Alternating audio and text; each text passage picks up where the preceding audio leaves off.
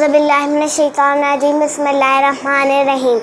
میں ہوں مریم سجاد۔ آج میرے ساتھ مسز سجاد ہیں، یہ آپ کو اسلام کے بارے میں بتائیں گی، تو چلیے سنتے ہیں۔ اسلام کی بنیاد 5 چیزوں پر ہے۔ وہ 5 چیزیں اسلام کی بنیاد ہیں۔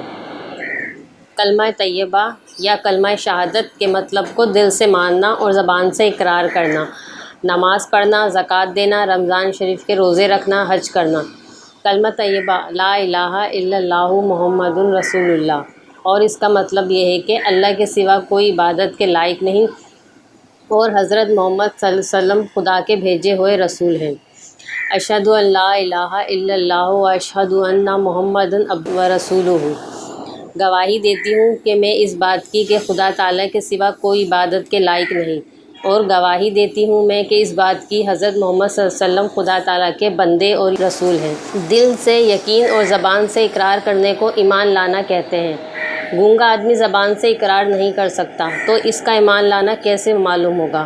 یہ اس کی قدرتی مجبوری کی وجہ سے اس کا اشارہ کر دینا کافی سمجھا جائے گا، یعنی وہ اشارے سے یہ ظاہر کر دے کہ خدا تعالیٰ ایک ہے اور حضرت محمد صلی اللہ علیہ وسلم خدا کے پیغمبر ہیں۔ خدا تعالیٰ کے ساتھ مسلمانوں کے عقیدے یہ ہیں کہ خدا تعالیٰ ایک ہے، خدا تعالیٰ ہی عبادت اور بندگی کے لائق ہے، اس کے سوا کوئی عبادت کے لائق نہیں، اس کا کوئی شریک نہیں، وہ ہر بات جانتا ہے، کوئی چیز اس سے پوشیدہ نہیں، وہ بڑی طاقت اور قدرت والا ہے۔ اسی نے زمین، آسمان، چاند، سورج، ستارے، فرشتے، آدمی، جن، غرض تمام جہان کو پیدا کیا، اور وہی تمام دنیا کا مالک ہے۔ وہی مارتا ہے، وہی جلاتا ہے، یعنی مخلوق کی زندگی اور موت اسی کے حکم سے ہوتی ہے۔ وہی مخلوق کو روزی دیتا ہے، نہ وہ کھاتا ہے، نہ پیتا ہے اور نہ ہی سوتا ہے۔ وہ خود ہمیشہ سے ہے اور ہمیشہ رہے گا۔ اس کو کسی نے پیدا نہیں کیا ہے، نہ وہ کسی کا باپ ہے، نہ کسی کا بیٹا، نہ کسی سے اس کا رشتہ ناتا۔ وہ ان تمام تعلقات سے پاک ہے، سب اس کے محتاج ہیں، وہ کسی کا محتاج نہیں، اس کو کسی چیز کی حاجت نہیں۔ وہ بے مثل ہے، اس کی کوئی چیز اس کے مشابہ یعنی اس جیسی نہیں۔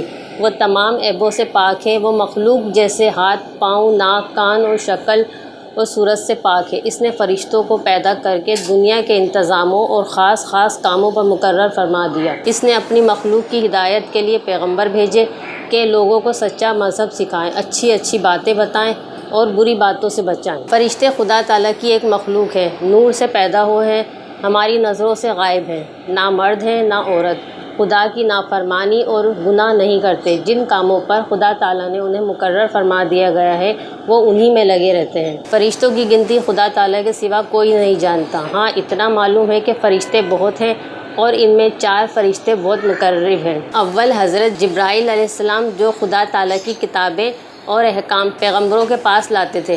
دوسرے حضرت اسرافیل علیہ السلام، جو قیامت میں سور پھونکیں گے۔ تیسرے حضرت میکائیل علیہ السلام، جو بارش کا انتظام کرنے اور مخلوق کو روزی پہنچانے کے کام پر مقرر ہیں۔ چوتھے حضرت اسرائیل علیہ السلام ہیں، جو مخلوق کی جان نکالنے پر مقرر ہیں۔ خدا تعالیٰ کی چھوٹی بڑی بہت سی کتابیں پیغمبروں پر نازل ہوئیں، مگر بڑی کتابوں کو کتاب اور چھوٹی کتابوں کو صحیفے کہتے ہیں۔ 4 کتابیں مشہور ہیں۔ آسمانی کتابوں میں توریت، جو حضرت موسیٰ علیہ السلام پر نازل ہوئی، زبور، جو حضرت داؤد علیہ السلام پر نازل ہوئی، انجیل، جو حضرت عیسیٰ علیہ السلام پر نازل ہوئی، قرآن مجید، جو ہمارے پیغمبر حضرت محمد مصطفیٰ صلی اللہ علیہ وسلم پر نازل ہوا۔ رسول خدا تعالیٰ کے بندے اور انسان ہوتے ہیں۔ خدا تعالیٰ انہیں اپنے بندوں کے احکام پہنچانے کے لیے مقرر فرماتا ہے۔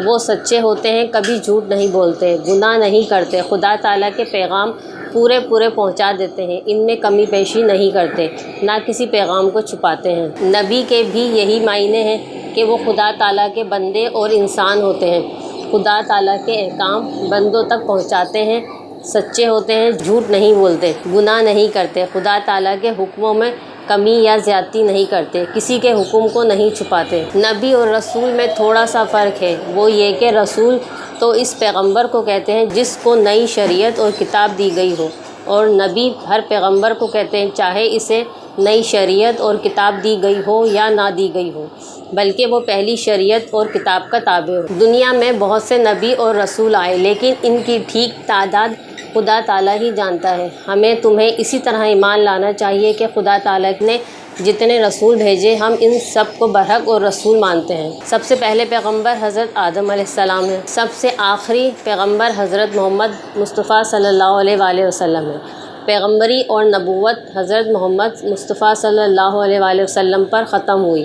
آپ صلی اللہ علیہ وآلہ وسلم کے بعد قیامت تک کوئی نیا نبی نہیں آئے گا۔ آپ صلی اللہ علیہ وسلم کے بعد جو شخص پیغمبری کا دعویٰ کرے وہ جھوٹا ہے۔ رسولوں میں سب سے افضل رسول ہمارے پیغمبر حضرت محمد مصطفیٰ صلی اللہ علیہ وسلم تمام نبیوں اور رسولوں سے افضل اور بزرگ ہیں۔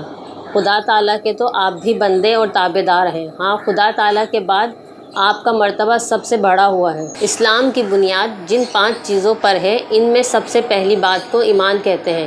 باقی 4 چیزوں یعنی نماز، زکوٰۃ، روزہ رمضان، حج، بیت اللہ کو اسلامی اعمال کہتے ہیں۔ نماز خدا تعالیٰ کی عبادت اور بندگی حاصل کرنے کا ایک خاص طریقہ ہے جو خدا تعالیٰ نے اور اس کے پیغمبر صلی اللہ علیہ وآلہ وسلم نے بندوں کو سکھایا ہے۔ توحید کے معنی دل سے اللہ تعالیٰ کو ایک سمجھے اور زبان سے اس کا اقرار کرنے کو توحید کہتے ہیں۔ قرآن مجید میں توحید کی تعلیم کامل طریقے اور اعلیٰ درجے پر دی گئی ہے، بلکہ آج دنیا میں صرف قرآن مجید ہی ایسی کتاب ہے جو خالص توحید کی تعلیم دیتی ہے۔ اگرچہ پہلی آسمانی کتابوں میں بھی توحید کی تعلیم تھی، لیکن ان تمام کتابوں میں لوگوں نے تحریف ادو بدل کر ڈالی اور توحید کے خلاف باتیں داخل کر دیں اور خدا کی بھیجی ہوئی آسمانی تعلیم کو بدل دیا۔